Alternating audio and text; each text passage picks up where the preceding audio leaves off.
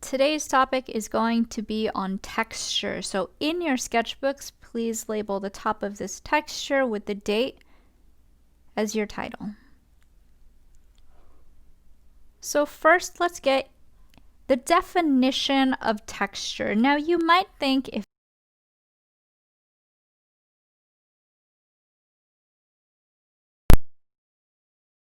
about our word choice, because if I say something looks or feels sad, like they look or feel sad, that's not the same thing as a texture.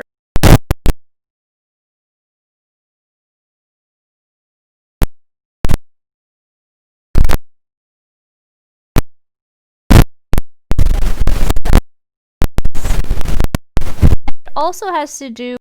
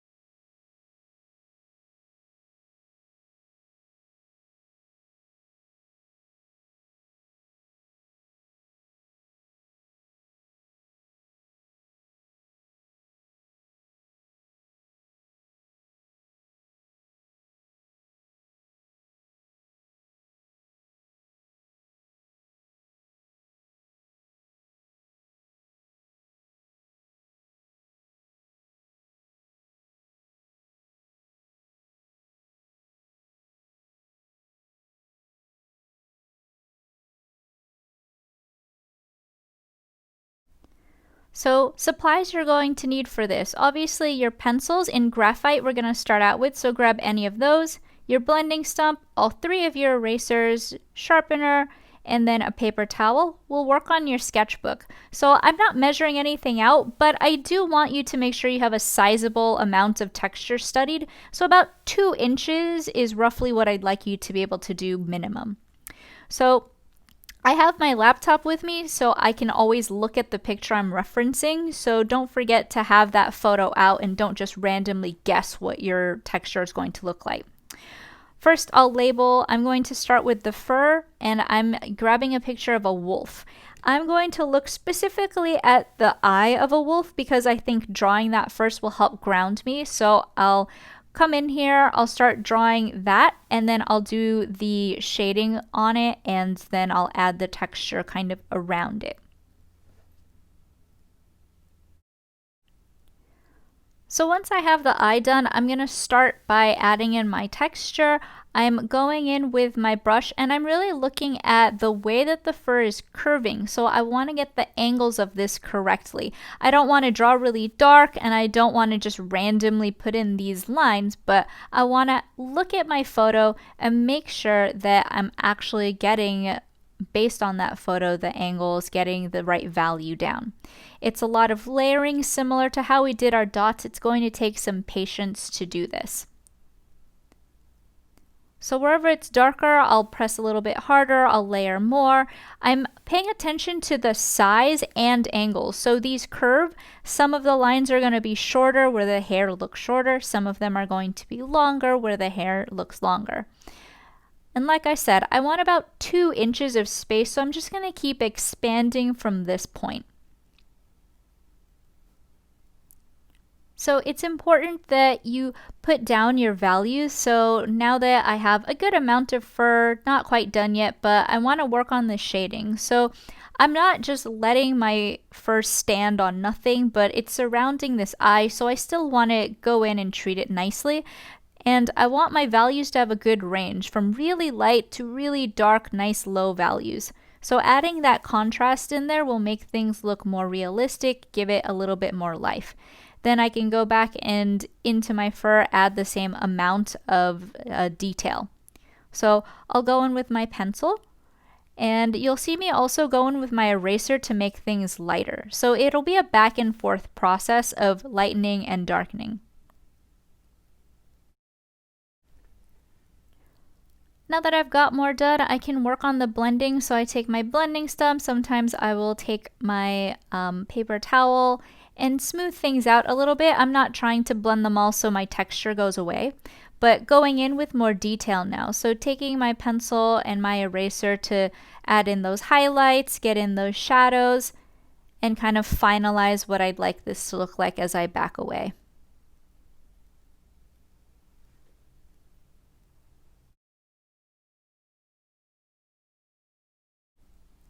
Now in a new spot, I'm going to be doing my feather study.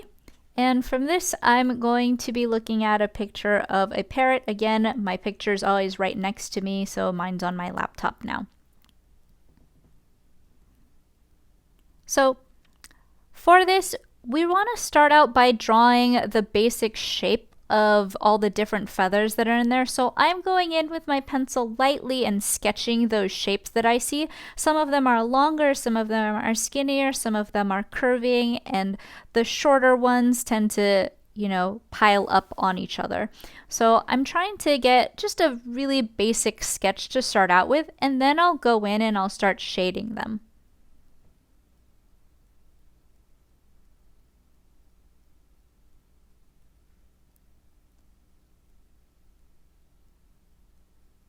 When you're shading, I like to do a slightly darker pencil, not my 6 quite yet, because I don't want to immediately get too dark. But I just have a 2B pencil in here. You can see there's kind of that like middle ridge that's in the feather that everything connects to, that I'll make a little bit darker. I'll look at where the shadows are, and I really focus on those darker areas, because feathers tend to be a little bit softer, so their edges, we want to create them by putting shadows on them. So underneath them, kind of like little leaves, have, these cast shadows, I want to give each feather its own little cast shadow.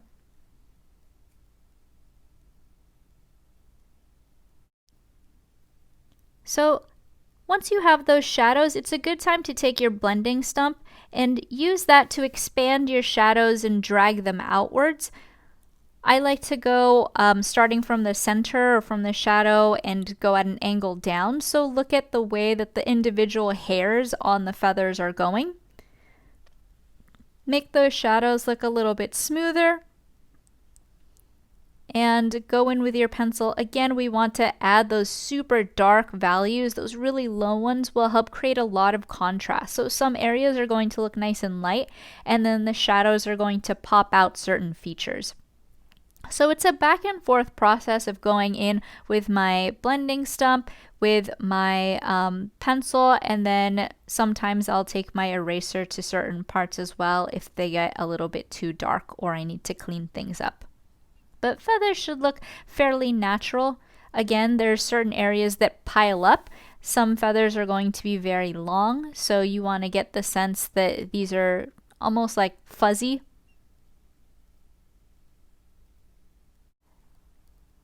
And just finalize them and get any areas kind of completed. Make sure it's long enough and you should be good to move on. My last texture study is going to be on scales. I'm looking at a tortoise. You can look at whatever you'd like to. Snakes and fish are popular. But again, I'm basing this off of an actual animal. So I'm going to draw and sketch out really lightly the anatomy and proportions of an actual tortoise. So look at me draw. And then after that, I'll go in with more detail and focus on the actual scales that I see in this guy's leg.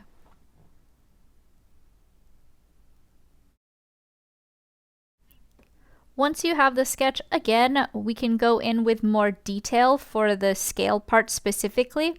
Similarly to how we do the feathers on something, we want to treat each scale individually so it gets its own cast shadow, gets its own highlight. That tends to make it pop out a lot more.